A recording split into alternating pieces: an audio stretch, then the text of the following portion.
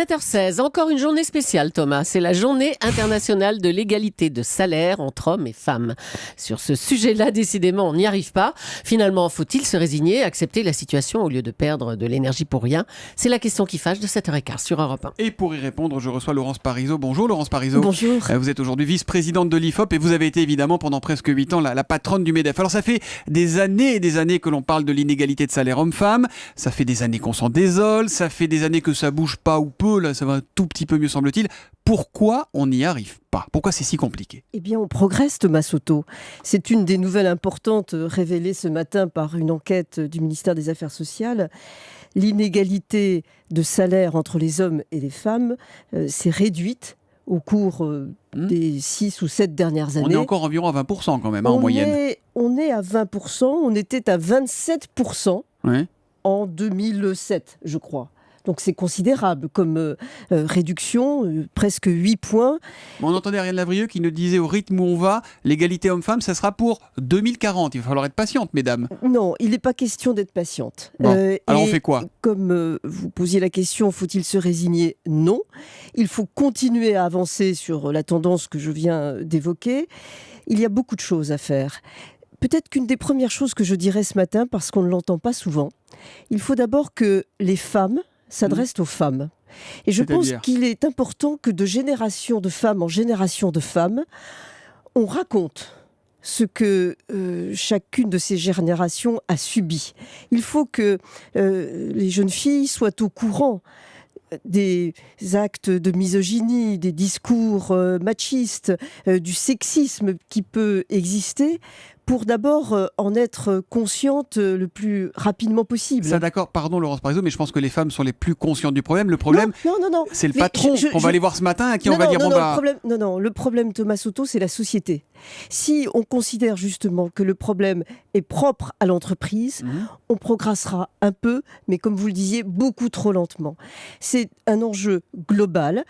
Vous savez, la discrimination, elle n'est pas propre au monde de l'entreprise. Elle existe dans le monde du showbiz, par exemple. Elle existe dans le monde artistique. Elle existe dans l'administration. Elle existe partout.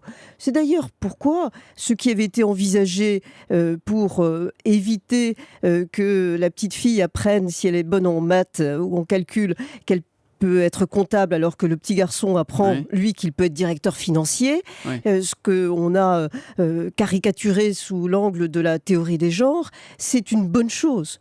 Alors moi, je pense qu'au-delà de ça... Pardon de revenir sur du très très concret. Comment on fait pour que ça aille plus vite et que pour la fiche de salaire, à égalité de poste, on ait égalité de rémunération? D'abord, les 19,3% d'écart qu'on enregistre aujourd'hui, il faut avoir à l'esprit que c'est une moyenne statistique. Vous avez des femmes qui gagnent plus que des hommes qui sont dans qui partagent le même bureau. Il y a beaucoup de cas de figure. Les banques et les assurances, on est à 40% d'écart. Il y a des secteurs où c'est considérable. Ça, c'est flagrant. Et on voit bien que une des choses que les femmes ont toujours intégrées, c'est l'aversion au risque.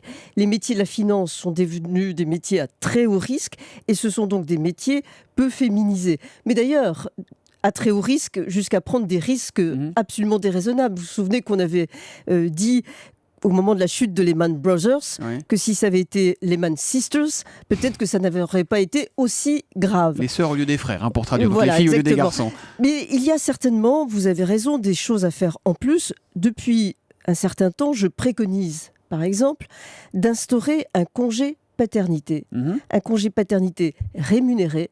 Pourquoi? Parce qu'il faut absolument que dans l'entreprise, le supérieur hiérarchique voit avec les mêmes yeux, le même regard, le jeune homme et la jeune femme qui viennent de rentrer dans son équipe. Et il faut qu'une naissance, ça soit partagé aussi bien par l'homme que par la femme. Oui, c'est très important, à la fois pour que le management mise autant sur la jeune femme que sur le jeune homme, sans se dire « Ah oui, mais elle va être absente parce qu'elle va bien sûr avoir 1, 2 ou 3 congés maternité. » Mais là, il est facilité le congé paternité maintenant. C'est le congé parental qui est surtout facilité. Le congé paternité reste un enjeu. Il faut que celui-ci soit rémunéré. Alors ça suppose certainement une remise à plat de la politique familiale. Et il faut aussi que par ce congé paternité, l'homme, le jeune homme surtout, comprenne comprenne que le partage des tâches à domicile, c'est essentiel pour la carrière professionnelle de la jeune femme. Laurence Parisot, qu'est-ce que vous conseillez à une femme qui se sent discriminée et qui va aller pousser la porte de son patron là en arrivant au bureau dans 1 heure? Eh bien justement, vous avez raison, il faut lui dire qu'il faut pousser la porte du supérieur hiérarchique et au-delà s'il le faut. Il ne faut pas se cacher, il ne faut pas avoir peur de dire les choses, il ne faut pas... Et le patron va lui dire tu es gentil, la situation est un peu compliquée, ça viendra mais pas tout de suite. Eh bien là vous pouvez lui dire d'appeler Europe 1, de m'appeler s'il le faut. Ah, c'est noté. Et il faut sérieusement, il faut absolument intégrer le fait que dans les équipes d'une entreprise, plus il y a de mixité, plus l'équipe est performante. C'est aussi l'intérêt de l'entreprise qu'il y ait des équipes qui intègrent autant d'hommes que de femmes. C'est ça aussi que cette jeune femme doit faire comprendre à son supérieur hiérarchique. Merci Laurence Parisot. Mesdames, mesdemoiselles, vous allez pousser la porte du patron ce matin et n'oubliez pas, vous avez Laurence Parisot dans le dos. Merci beaucoup d'être venue ce matin sur Europe 1 et bonne journée. Merci.